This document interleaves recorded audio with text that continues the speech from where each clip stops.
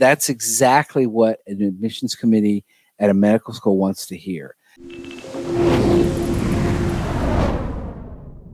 Well, hi, Alexa. How are you? I'm good, Scott. How are you? I'm doing well. Tell me where you're located. I am in Westchester, Pennsylvania right now. Nice. Is it cold? Yeah, it was about 45 for the high today and Oh, extremely wow. windy. So I hope we don't have any connection issues tonight. Yeah, The wind right. is roaring today. Oh, wow. So that made it even colder, I'm sure. Yeah. Tomorrow it's supposed to be at least in the 50s. So No, that's good. That's plus. good. Yeah. Well, welcome to Am I Ready? Thank you for being here with us. And we're going to look at all your stuff, and I'll give you an appraisal of kind of where I think things are for you. And we'll talk. And, as we go along, as I kind of talk and stuff, just feel free to ask questions or make any comments that you feel like would be relevant to the the viewers and stuff. And we also have listeners on the podcast, and so we'll just talk, and we'll see how things look. Does that sound okay? Yeah, that sounds good. Great. So if we could go to here's your mapped dashboard. And so what we'll look at first is we're going to look at your academic work via your GPA. And we see some really good numbers here. Obviously, you're a good student. We're seeing a cumulative GPA of 3.84 and a science GPA of 4.0. Now, those are really strong numbers. I'm sure you feel good about how you've done in school. Thanks. Yeah, I feel confident with my school performance. I would say the only thing that is a little bit concerning to me is that I took most of my science classes post-grad at a community college due to my work experience, Sure. And my kind of pathway to wanting to become a physician. I didn't really want to become a physician until after undergrad. Right. So that's the only thing that concerns me with that. But right, I did very well. Now, your undergraduate major in your degree program was what? Italian language. Italiano. Oh, yes. Nice. And you went to Temple. Uh-huh. Yeah, I have a really good friend that works at Temple, and we talk. And in fact, I talked to him this afternoon, and he loves it in Philadelphia. He's a Texan in Philadelphia, and really? yeah, he loves it there, and really has had a great experience at Temple. I've actually been up there and lectured a couple of times in his program, and it's been. I love Philadelphia also, and really like the Temple campus. So that's awesome. Now, what year did you graduate from Temple? I graduated in winter of 2018, so it was actually a semester earlier than scheduled. I was supposed to do spring 2019, but I came in with a bunch of AP and dual enrollment credits. Yeah, sure. Very good. And so since then, you've gone back to school and doing post-bac classes, you said at a community college there in the Philadelphia area? Yeah, I moved to Westchester after I graduated, so now I'm out in the suburbs, and I did most of my post-bac courses at the community college, Delaware County Community College. But I did have a chance to take one course at Westchester University, so that's a plus, and I did well there. So. Yeah, sure. So what I see, this is a common question, I think, for applicants is how's community college going to be viewed by admissions committees? And I think yours is a good example of how I think you're consistently a strong student regardless of where you're going to school. Now, obviously, you didn't have science courses in your undergrad at any level, and so you're depending on the science courses, your prereqs from the community college. But you're consistently a strong student, and so that's very, very good. I actually did take 2 science courses at Temple for undergrad, but that's when Okay. I kind of changed my path. So Gotcha. I don't know, you probably can't see it there, but I guess this orange line is the science one, but there's 2 from my freshman year. Okay. So, but consistently good student, a strong student. So that's beneficial, and that Yay. will help a lot. Absolutely. So, Great. let's if you could scroll down a little bit on the Sure. dashboard, and let's look at MCAT stuff, and maybe go over to the MCAT tab over on the left. Very good. And so what we're seeing here is, I guess, practice tests. Is that correct? Yes. Okay, so we have blueprint practice tests, and you started taking practice tests. Looks like earlier. I guess your first one was in August. Is that right? Yeah, that's when I started my prep. And then a couple in October. And the first one was probably, well, I see it was the half-length diagnostic exam. And so that's, I think that gives you a lot of kind of a perspective on kind of where you are a little bit relative to the material and the way that they ask questions and the passages, et cetera. And so then by the time you get to October, you're scoring significantly better, going from a 498 up to the 505, 507 area. When are you planning on taking the real exam? End of January. Okay. So you still got some time to work on that stuff. How do you feel like your prep is going? It's good so far, I would say. It kind of feels like I'm in a slug because I'm just finishing up content review. So Right. I think once I get to do more practice questions and that, I'll feel like I'm really starting to feel an improvement. But right now it's like a stagnant area. Yeah, I mean, sure. I feel improvement with the content review and stuff, but Yeah, sure. I get it. And now you're in classes this semester?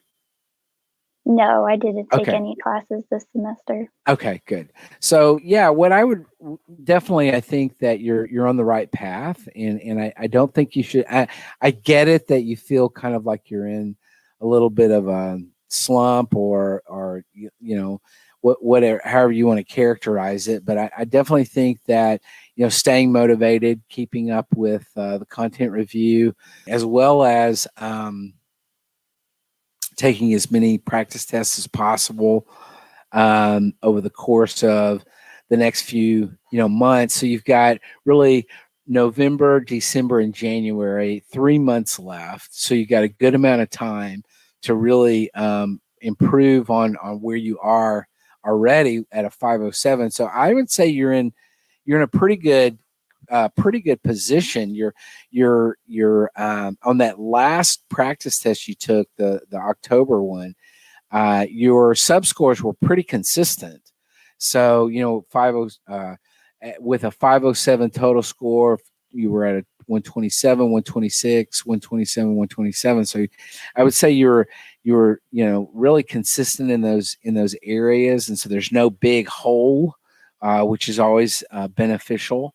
So I would say, seems to me like you're really in a good position in terms of your MCAT preparation, and just the challenge now obviously is to stay motivated and to stay focused, and really keep grinding away at that, and not letting it fall off, but I would say you've got a lot of good time where you can really focus in on those on the study. So I think you should feel pretty good about where you are relative to that.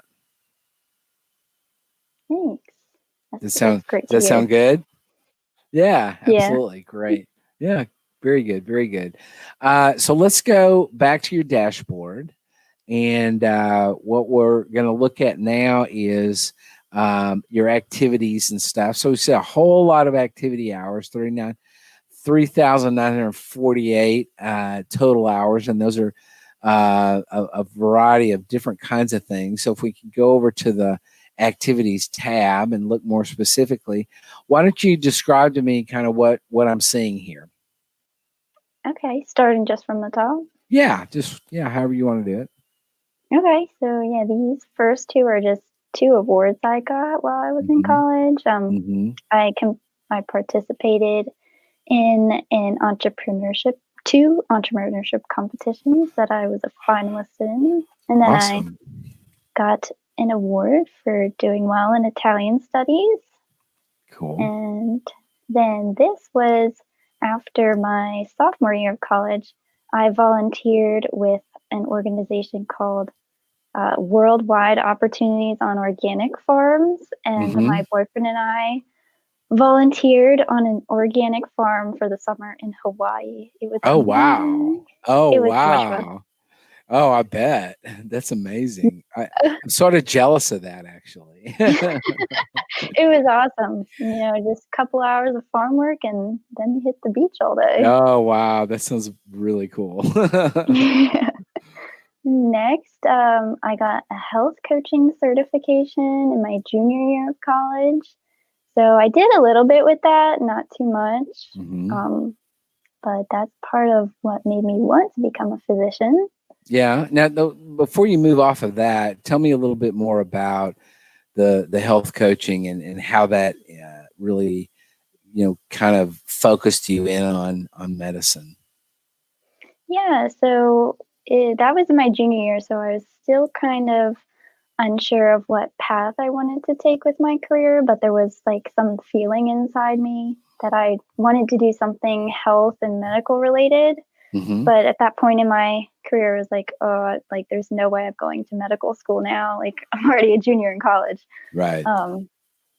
So I decided to pursue that, and I really, really enjoyed working with my clients. But what I found between that and between my job, the next activity on there, is that it wasn't meeting the needs that I wanted in a career, and it wasn't helping me it wasn't helping my clients like I wanted to in a way that a physician could. So right, sure. And so basically you were coaching them in terms of health activities and healthy eating and things like that? Yeah. Okay, cool. So the next one is the biggest chunk of things, which is your paid employment, 2,500 hours of that. Tell us about what you've done since looks like December 2018 until I guess until you go to med school. Yeah, I put it a little. I had to put some date in there. I didn't want it to Right, look like it was just like 2 days. Right. But yeah. So I work at an integrative medical clinic as a clinical assistant and administrative assistant. So it's kind of both clinical and administrative. So I rounded those hours to account for what the clinical duties would have accounted for. Sure. So yeah, I basically help the medical providers with anything they need, like whether it be scribing, like retrieving labs, summarizing the labs, taking vitals. It kind of depends. Right now we're virtual, so it's a bit different, but still really interesting, and I love what I do there. Oh, that's awesome. So you work full time in this job now, correct? Just under full time. I would say it's like part time and a half. Okay, so 30-ish hours or whatever. Yeah. Okay, that's awesome, and you really love that, so that's great. And then we have a group of what I would kind of put together as shadowing several different physicians over the course of the last couple of years. It looks like you enjoyed that activity. Shadowing? Yeah. Oh, yeah. These two were gynecologists, and then Dr. Tetlow is the doctor I work for.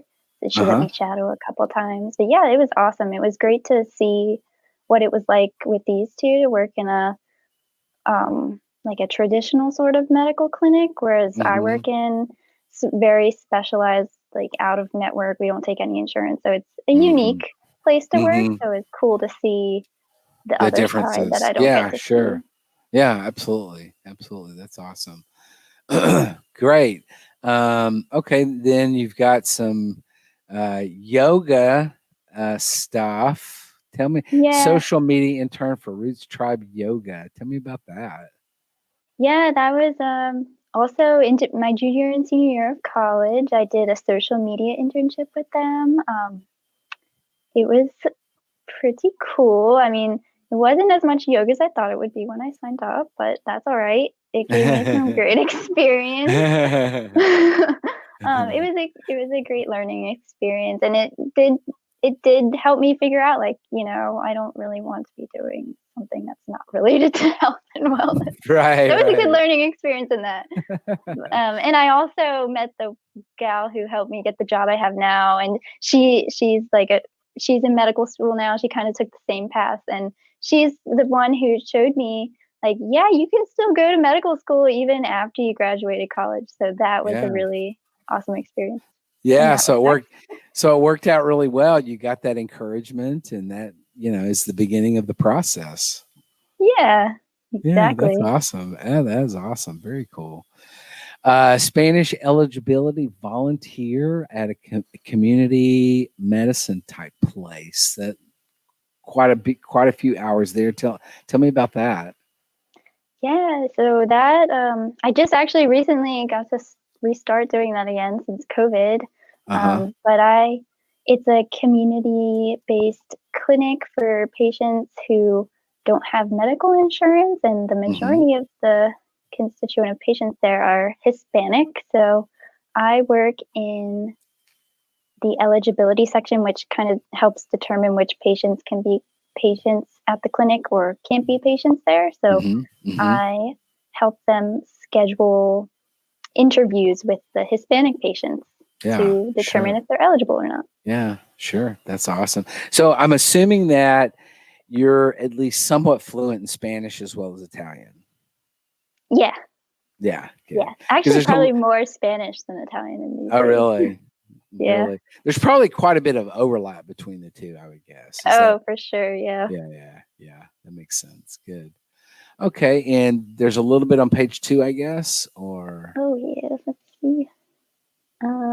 This was that one, the research. Yeah. Yeah. Tell me about that. 432 hours research. Let's talk about that. Yeah. So this was also during my in between junior and senior summer, I worked for the BLISS program, which was a public health research project. So I was out about in Philadelphia interviewing single mothers who were smokers and surveying them to figure out how much their exposure their children were being exposed to. So that was really interesting. I got into that because I was in a little public health stint. Like, I thought I'd really be interested in that point. And I loved it. But again, the same thing. I was like, I want to be on the clinical side of this, not the research. Yeah. So it was helpful in the process. Exactly. Yeah. Yeah. In the evolution of your sort of deciding what you really want to do. Yeah, that's awesome. Well, then there's a great deal of value in it, and I think that's what, when you get to the application, and you start talking about these various things in your application, that's exactly what an admissions committee at a medical school wants to hear. The what is that you did this student research experience and the various things that you just described. The so what is it really helped you understand that public health wasn't really what you wanted to do, but that you were really interested in the clinical aspects of medicine. So that's the so what. of your experience. And so I think anytime in the application, I like to talk about it that way, that there's the what, this is what I did. And then there's the so what, this is what difference it made in my life. This is the value I gained from those experiences, whether they're positive or negative. And sometimes they're a mixture of both. They're somewhat negative in that you enjoyed what you were doing, but it wasn't as fulfilling as you wanted it to be, but it led you down the pathway of where you are now. So that's the cool stuff that they really want to hear about. Awesome. Yeah, so that's great. And you got to go to Rome for a study abroad program, and that was I'm sure that was exciting. Oh yeah, that's what made me want to be an Italian major. My family's Italian. I was like, I've always loved Italian stuff, but studying abroad in Rome was the hit thing. Oh wow, I bet. That's awesome. Excellent. Great. And then we have one last thing, a tech coach consultant, and quite a few hours there over the past couple of years. That sounds kind of interesting. Yeah, that also stemmed off of the social media internship with Roots Tribe Yoga. So I met this one woman who is writing a book, and she's in her 70s, but so she wasn't, well versed in social media and all this internet marketing that we have today. So she asked me to help her market and actually teach her how to market her book. She wants to do it herself, but now her book is being published this winter. So she's kind of just kept me along through all of it, the whole process. Wow. I bet you've learned a lot from her. Oh yeah, she's amazing. Her book is about called oh sorry, this is bad. It's about miracles, and the miracles that happened in her life. I'm blanking on the topic or the title right now, but it's about miracles. Oh, that's awesome. Yeah, that's awesome. Very cool. Well, let's go back to the dashboard again, and let me give you kind of my 2 cents of an evaluation of kind of where things stand. I think things look really good for you, I would say. Alexa, this is you're the kind of applicant that I think you've got a lot going for you. You're clearly a great student. You've done well everywhere you've gone. At Temple in your coursework there, and now in the sciences at the community college, including the one course you took at the one science at the university. So that's all good. Your MCAT score is a little bit of a question mark right now. We don't know kind of what's going to happen with that. And so I would say, keeping focused and studying hard for that. What do you have a target score you're kind of thinking about or looking for? Yeah. My ultimate goal, I mean, of course, I could always go for higher, but I'm aiming for a 5.15, but I'll be satisfied with a 5.10 as well. Okay. Cool. Well, I think it's good to have, the sort of idea in your head about kind of what you would be, what's that target score. And then I like the of sort of a range, 5.10 to 5.15. You're really looking to be in that range somewhere. Obviously, the higher the better, but that's good. So, and you've got a lot of prep time left, as I described earlier, to before you're going to take it. I think your activity hours are really great. You've got a lot of clinical experience, obviously, with your work now. You're getting a lot of good contact in clinical medicine. You're doing a lot of different things. That's giving you a sort of picture into what medicine is all about. You've done some shadowing, but what I'm really impressed with is the breadth of other experiences that you've had. These are things that make you an interesting person, a three-dimensional person. You've got a lot of interests. You've done a lot of interesting things. And I think describing those in your application will be really. Those are the things that admissions committee members will often look at and say, "Wow, I really want to meet." I want to meet Alexa. I want to interview her because I really want to meet her because she sounds so fascinating and she's done some really cool things. And so I think that's going to be a real strength of your application. So I would say, all in all, I'd say things are really looking good for you. I mean, with the caveat that the MCAT score is kind of the big question mark at this point, but I think the benefit of taking the test in the January timeframe is that you're going to get that score, and that then you're going to be able to either sit with that, or you'll have an opportunity even before the application cycle gets going to retake it if that became necessary, or if you thought, you wanted to. The best of all worlds is that you're not going to have to do that. You're going to have a great score, and you could be able to really use that. But it's always good to know that there's other points before the application cycle really gets going where you could retake it if you needed to.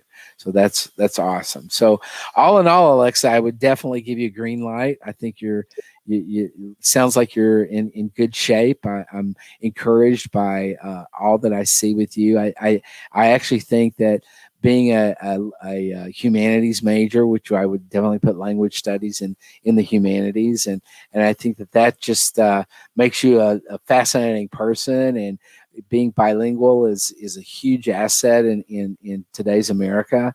And I think the volunteer work, or the work that you've done with the Hispanic population there in the Philadelphia areas is really indicative of the value that you bring because of your language skills to medicine. And people, that makes a huge difference to people who don't speak English, or who speak very limited amounts of English. To be able to have somebody that they can talk to in their language to help them understand what's happening is huge. And so I really I think that's a really big benefit for you as well. You'll really benefit from that. And do you get to use your language skills in the work at the integrated medicine clinic on occasion? No, only once. The demographics are quite different between the two clinics. Yeah, I'm sure. Yeah, I'm sure. Well, good. Yeah, I will. Yeah, I mean, I suspect that you'll get quite a bit of opportunity in the future to use those language skills and utilize them in a variety of different ways. So, but yeah, I definitely think you're in good shape. I encouraged by everything that I've seen here, and I would say just keep up the good work, particularly on the MCAT, and keep studying and hammer that out. And I think you're on the right trajectory. Even on those practice tests and stuff, take as many of those practice tests as you can, and good best wishes to you on the MCAT. Thank you. I will need it. Yeah, I understand. Any questions that you have that I haven't really gone over? Oh, no, you really covered it all. Thank you for your evaluation. That is what I was looking to hear. Really tell me how it is. Yeah, absolutely. Well, I'm encouraged by, by what I see, and I think you've got a good thing going. And so I would say, keep, the challenge always is to stay motivated. Don't get discouraged, particularly when it comes to the MCAT. If you take a practice test and your score goes down, do not get discouraged. Keep yourself motivated. Keep plugging away at it, and do the best you can, and then you'll be able to kind of, once you get your score in February, you'll be able to kind of see where things stand. But as things go along, keep in touch with us off and on, and let us know how you're doing and how things are going for you, and we'll be cheering you from the sideline. Oh, thank you. I sure will.